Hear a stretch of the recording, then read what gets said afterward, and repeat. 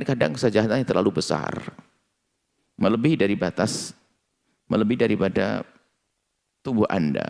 Orang mau nginjek nggak enak, takut nggak diizinkan. Akhirnya sopnya menjadi tidak beraturan. Makanya kadang apakah perlu orang dengan sajadah itu? Ya kan? Apakah perlu dengan sajadah? Satu kalau ternyata menjadikan sesuatu menjadi tidak sempurna.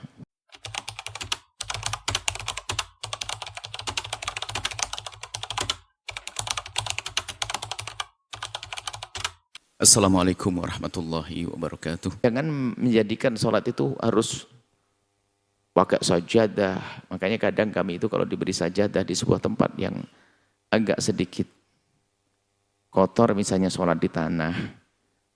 Kalau dikasih sajadah, khawatir dikira oleh orang lain sholat harus pakai sajadah. Kadang harus kita singkirkan untuk memberi contoh.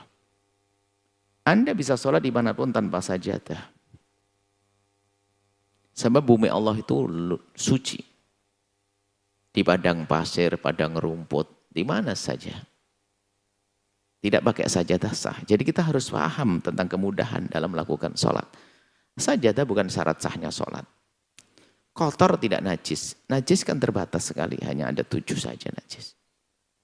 Najis adalah kotoran manusia, air kencing. Siapa yang kencing di situ? Kan nggak ada. Jadi di sawah, lumpur tidak najis kok. Jangan gara-gara di sawah nggak ada tempat sholat yang lalu tidak sholat. Anda dapatkan 50 keutamaan. 50 derajat diangkat derajatnya. 50 diikuti malaikat. Maka sholatlah di sawah. Sholatlah di perjalanan biarpun tidak ada masjid misalnya, asalkan tempat itu tempat umum yang diizinkan, bukan menggosok tempatnya orang. Kalau tempatnya orang minta izin, ya bisa di mana saja. Di jalan-jalan misalnya, jangan di tengah jalan, maksudnya ada tempat-tempat umum yang diizinkan. Jadi sholat bisa di mana saja, tanpa sajadah. Ibu-ibu dengan baju muslimahnya sudah cocok oke. Tidak harus pakai mukena khusus. Ini adalah himbauan agar kita tidak meninggalkan sholat. Ternyata mendapatkan keutamaan berlipat-lipat. Dan memang kebanyakan orang yang tidak melakukan sholat itu sebetulnya bukan karena ia menantang Allah. Tapi karena tidak mengerti cara sholat yang mudah. Sholat mudah. Dan untuk tidak harus pakai sajadah. Urusan sajadah ini adalah bab baru, akhlak memang. Kadang orang pengen menghormati orang lalu memberi sajadah.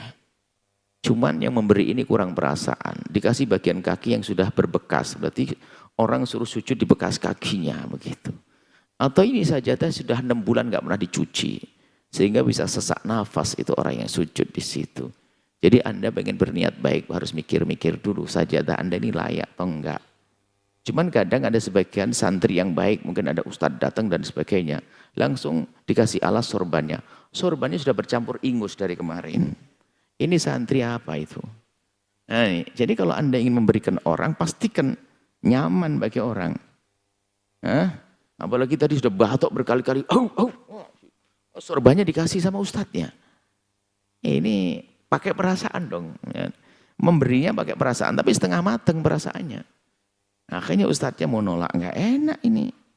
Tapi tadi saya lihat batuk sama bersin sama, wah ini kacau ini kan begitu ya. Atau tiba-tiba sajadah sengaja Anda hamparkan semula untuk diri Anda sendiri lalu Anda hamparkan.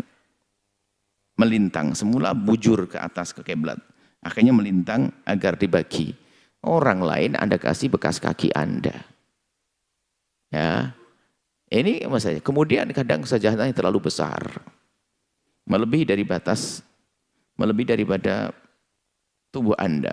Orang mau nginjek nggak enak, takut nggak diizinkan. Akhirnya sopnya menjadi tidak beraturan.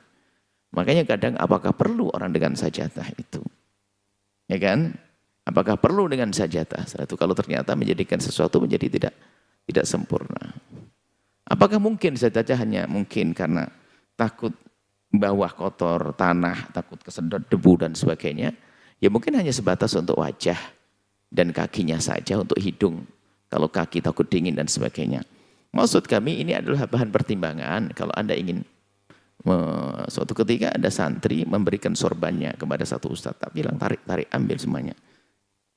Sudah sorbannya kucel begitu, tidak tahu berapa tahun tidak kau cuci itu. Akhirnya ustadznya dikasih suruh sujud di sorbannya yang 1 tahun nggak pernah dicuci. Ini adalah maksud baik tapi salah caranya. Baik, makanya. Jadi sholat tidak harus pakai sejadah. Cuman kadang tempat itu terlihat tidak nyaman, mungkin aroma atau kotor atau takut debu, kesedot dan sebagainya. Kalau sujud kan khusyuk.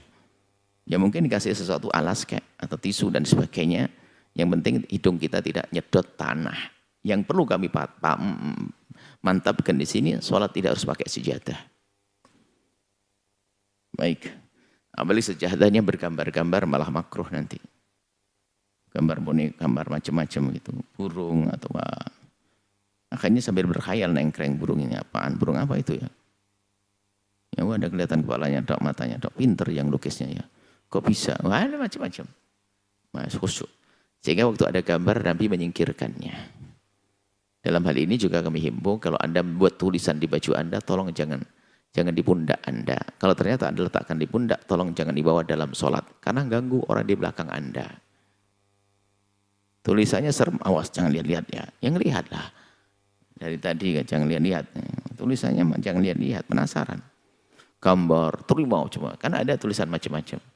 Kalau memang bukan untuk sholat ya suka-suka.